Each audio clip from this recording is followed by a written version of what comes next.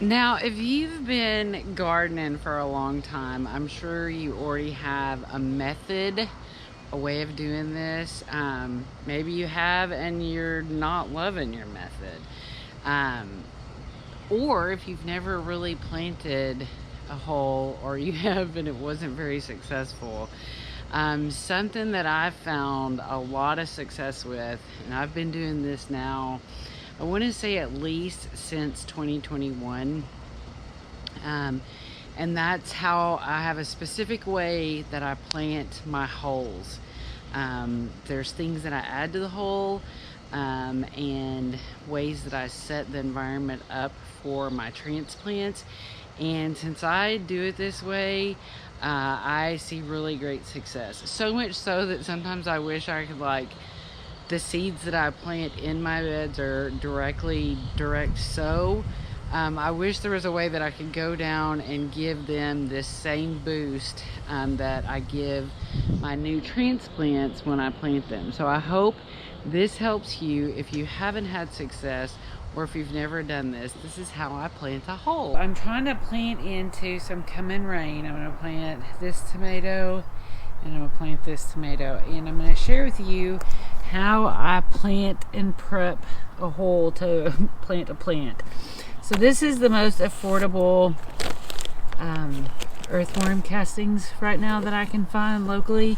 I've always got my little bucket here, my knockoff Hori Hori, and then inside I've got these. I'm upcycling all the time. So this is blood meal. I put some little holes in there.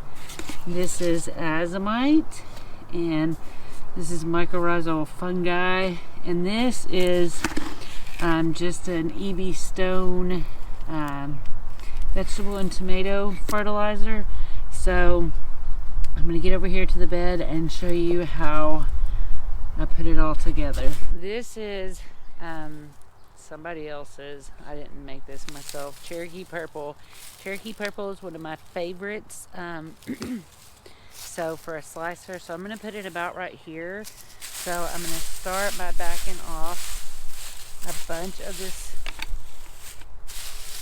leaf litter to get a good space to put my soil. Well, a lot of times actually I use the lid to put the extra soil on. So I get it backed up like this, and then I kind of eyeball it. I need it about that big. And I come in with my knife and I work out a nice size hole, and I pull that out and I get it over here, and then I see how, so I still need a little bit deeper.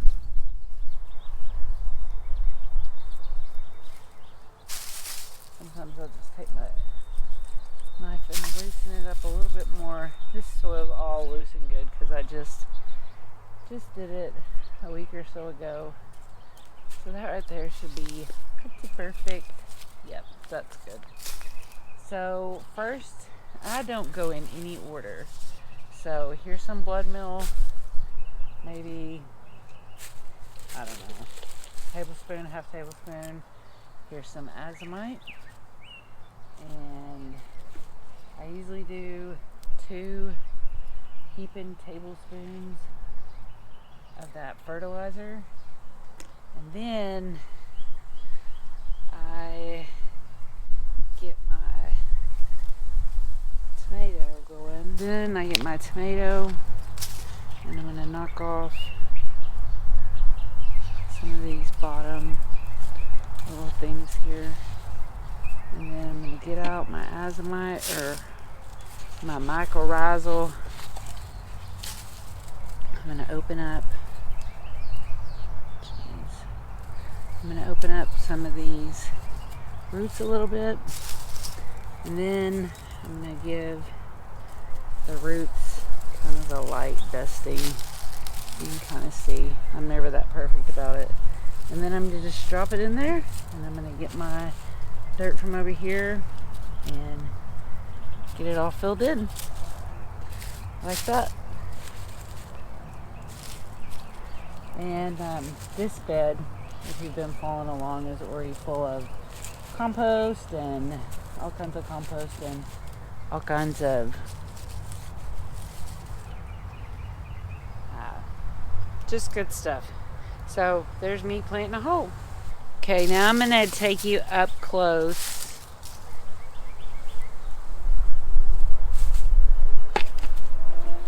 As we plant this, I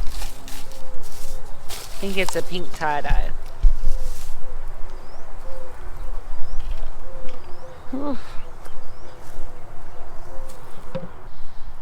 I just realized in that other one, if you were watching, I didn't I didn't put any Dingo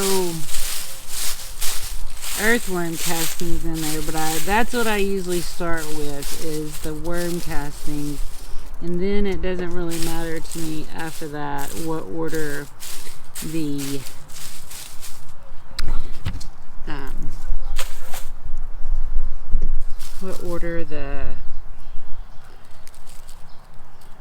amendments go in. So this is a pink Berkeley tie-dye. This is by Velarde Gardens, local grower. You can find her at like the Uptown Farmers Market, and I think it's like the Roadrunner Farmers Market. And she's on Facebook, Velarde Gardens. She also does some contactless delivery stuff. So then that seems about right. Well, actually I'm going to take out a little bit more because we want room for the castings to go in. So let's grab that. So we're just going to get, I don't know how that got in there. So we're just going to get a good handful and let that be the first thing in our hole to set things up. And then I'm going to come in and I'm going to do my blood meal, and I'm just going to get kind of, I don't know, that's probably maybe a half tablespoon of azomite. And then I do about 2 heaping tablespoons of the fertilizer, the kind of all-purpose fertilizer. And then I'm going to kind of set you over here.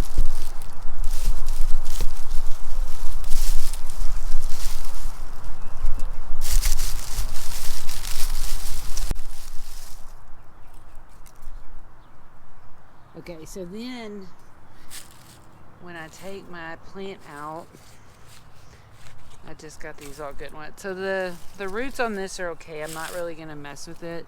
So this isn't perfect, but I just try to come in and do a light dusting of the mycorrhizal fungi. And this just is creating a system that's going to help the roots interact with positive and good fungi in the soil, and help it create a great network for growth and nutrient absorption. So got that all set in there well, and then we're not gonna, normally you want your mulch back away from your plants, tomato plants, but I bring it in just kind of as close as it naturally would be, and that's how I plant the plant.